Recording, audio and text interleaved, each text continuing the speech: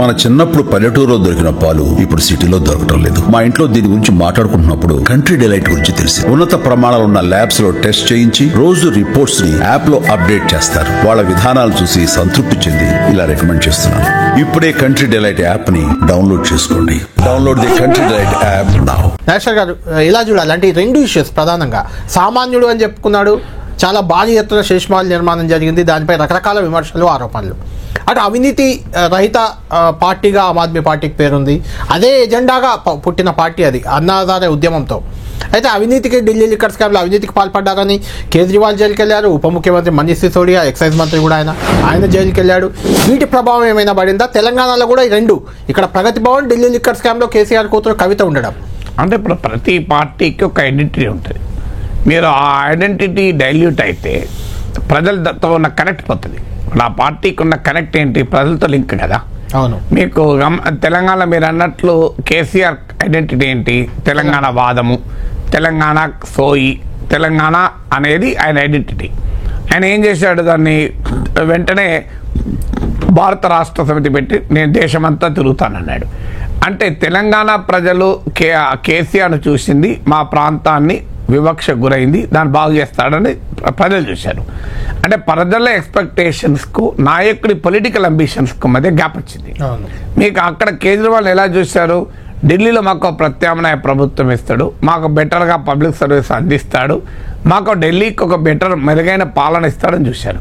కేజ్రీవాల్ ఏం చేశాడు? అది ఆయన పర్సనల్ పొలిటికల్ అంబిషన్, నేను మోడీని ఓడించి దేశంలో ప్రైమ్ మినిస్టర్ కావాలని అట్టుపోయాడు. సో ఇద్దరిలో కూడా ఎప్పుడైతే ఈ పర్సనల్ పొలిటికల్ అంబిషన్స్కు ప్రజల ఎక్స్పెక్టేషన్స్కు ప్రజలు ఏ ఐడెంటిటీతో చూశారో వీటిని గ్యాప్ వచ్చినప్పుడు ప్రజలు యాక్సెప్ట్ చేయలేదు. అలాగే కేసీఆర్ అంటే ఒక ఉద్యమకారుడు, మాతో పాటు రోడ్ల మీద పండుకుంటాడు, మాతో పాటు పోరాడతాడు, మాతో పాటు జైలుకి వెళ్తాడు. ఇది కేసీఆర్ ఐడెంటిటీ. కానీ కేసీఆర్ ఏమైంది? దొరకడు, ఎక్కడికి ఎవరికి కలవడు, ఆయన ఎవరికి అందుబాటులో ఉండడు. దానికి ఎప్పుడైతే ఈ భావన అంటే ఒక యాటిట్యూడ్ చూపుతున్నాడన్న భావన ప్రజల్లోకి పర్కులేట్ అయిందో అది బాగా నష్టం చేసింది మీకు ఎక్కడైనా గురించి. అలాగే మీరు అన్నట్లు సింబాలిజం అనేది ఈ ఆధునిక మీడియా, సోషల్ మీడియా ఏజ్లో చాలా కీలకమైంది. ఇప్పుడే కాదు, ఏ మీడియా, సోషల్ మీడియా లేనప్పుడు గాంధీ మహాత్ముడు మన భారతదేశ సందర్శనానికి వెళ్ళి పోయేటప్పుడు సూట్ మంచిగా వెళ్ళాడు, వచ్చేటప్పుడు ఆయనకు అర్థమైంది ఆయన ఇది కాదు సగటు భారతీయుడు ఇట్లా లేడు, నేను సగటు భారతీయులాగా ఉంటాను అని చెప్పి ఇప్పుడు మన గాంధీ మహాత్ముడు బొమ్మ ఏదైతే చూస్తామో అలా మొదలు పెట్టాడు. అందువల్ల సగటు భారతీయులతో కనెక్ట్ అయినాడు. చదువుతోనే సమాజంలో మార్పు సాధ్యమని నమ్మిన వ్యక్తి, మారుమూల గ్రామంలో పుట్టి వేలాది మందిని మేధావులుగా తీర్చిదిద్దిన విద్యావేత్త, మనలో ఒక్కడు మల్క కొమురయ్యకు టీచర్స్ ఎమ్మెల్సీ ఎన్నికల్లో మొదటి ప్రాధాన్యతగా ఓటేద్దాం, గెలిపిద్దాం. ఇప్పుడు బెంగాల్లో 34 years కమ్యూనిస్ట్ సిపిఎం పాలించింది. సిపిఎం అంటే కార్మిక పోరాటాలు, పెట్టుబడిదారులకు వ్యతిరేకము, ప్రజల భూములకు రక్షణ, భూముల పంపకం, ఇది సిపిఎం ఇమేజ్. కానీ ఎప్పుడైతే అక్కడ బుద్ధదేవ్ భట్టాచార్య ప్రభుత్వము పారిశ్రామికీకరణ అనే ఒక న్యాయమైన అంశమే కావచ్చు, కానీ బలంగా భూములు గుంజుకున్నారు, పేదల భూముల్ని పెట్టుబడిదారులకు ఇస్తున్నారు అనే భావన ఎప్పుడైతే వచ్చిందో, అంటే ప్రజలు సింగూరు, నందిగ్రామం ఎక్కడ వచ్చిందో సిపిఎం ఓడిపోయింది. మీరు గమనిస్తే అది మంచి ఉద్దేశంతోనే చేశారా, ఏ ఉద్దేశం, ఇండస్ట్రియలైజేషన్ చేశారని. ప్రజలు నీ పట్ల ఉన్న ఐడెంటిటీ ఏంటి, నువ్వు ఎలా బిహేవ్ చేస్తున్నావు అని. మీకు అరవింద్ కేజ్రీవాల్ ఎలా వెళ్ళాడు? ఒక మారుతి వ్యాగనార్లో తిరుగుతూ, టక్ కూడా వేయకుండా, ఒక IRS చదివి, IIT ఖరగ్పూర్లో చదివి, ఆ స్థాయిలో ఉన్నవాడు ఒక సాధారణ ప్రజల్లాగా, ఒక సగటు మధ్యతరగతి జీవిలాగా ఉంటాను, ఒక డబుల్ బెడ్రూమ్ అపార్ట్మెంటు, ఇలా సింపుల్గా ఉంటాలనుకున్నవాడు ఎప్పుడైతే శీష్ మహల్ ఇష్యూ వచ్చిందో, అది ప్రభుత్వ నివాసమే కావచ్చు, కేజ్రీవాల్ ఒక్కడే వాడకపోవచ్చు, దాన్ని సింబాలిజంగా బీజేపీ ఎప్పుడైతే మార్చగలిగిందో, ఉంటేనే సరిపోదు, అంతకన్నా బ్రహ్మాండమైన భవనాలు కట్టచ్చు. ఇప్పుడు మోడీయే సెంట్రల్ విస్టా ప్రాజెక్టు రీమోడలింగ్ చేశారు కదా, ఆమ్ ఆద్మీ పార్టీ కౌంటర్ కూడా చేసింది. ఇప్పుడు కాగ్ రిపోర్ట్ ప్రకారం శేష్ మహల్ పైన 33 కోట్లు ఖర్చు పెట్టారని మా మీద ఆరోపిస్తున్నారు. నరేంద్ర మోడీ ఇల్లు అయితే 2700 కోట్లు ఏం అన్నారు, కానీ ప్రజలకు ఆ ఇమేజ్ లేదు.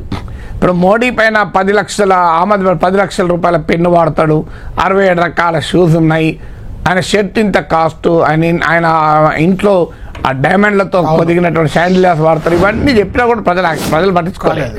ఎందుకు? ప్రజలకు ఏ రకమైన ఐడెంటిటీ ఉంటుంది? మోడీని కామన్ మ్యాన్ అనే ఐడెంటిటీలో ప్రజలు ప్రైమ్ మినిస్టర్ చేయలే.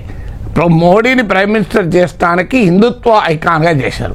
అందువల్ల కామన్ మ్యాన్ అనే ఐడెంటిటీతో కనుక నరేంద్ర మోడీ ప్రైమ్ మినిస్టర్ చేసి ఉంటే ఇలాంటి షర్ట్ తగురుతాడా నరేంద్ర మోడీ అని రాయించుకున్నది అని ప్రజలు రియాక్ట్ అయ్యేవాళ్ళు. ప్రజల యాంగిల్లో చూడలేదు. ప్రజల యాంగిల్లో చూడకుండా ప్రజలు ఏ యాంగిల్లో చూశారు? నరేంద్ర మోడీ ఒక హార్డ్ కోర్ హిందుత్వ పర్సన్. మీరు ఆ ఐడెంటిటీలో ఎక్కడన్నా మోడీ డైల్యూట్ అయ్యాడు ఇంతవరకు?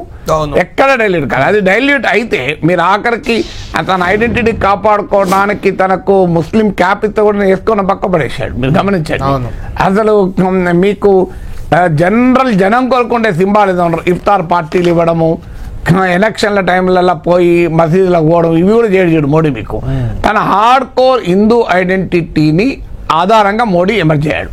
ఆ ఐడెంటిటీని ఎక్కడ డైల్యూట్ చేయకుండా ఆ ఐడెంటిటీని పెంచుకొని పనిచేస్తుంటాడు. ఇక్కడ కూడా ఢిల్లీ ఎన్నికల రోజు వెళ్ళి త్రివేణి సంగంలో పుణ్యస్నానం చేశాడు. మీకు ఆ రోజంతా అదే చూపెట్టారు. తర్వాత ఎన్నికలకు ముందు రోజు గోలోకి వెళ్ళి దానం చేస్తానంటాడు. మీకు ఆ రుద్రాక్షలు ధరించి కాశాలు పశుపతినాథ్ టెంపుల్లో పూజలు చేసి బయటకు వస్తాడు.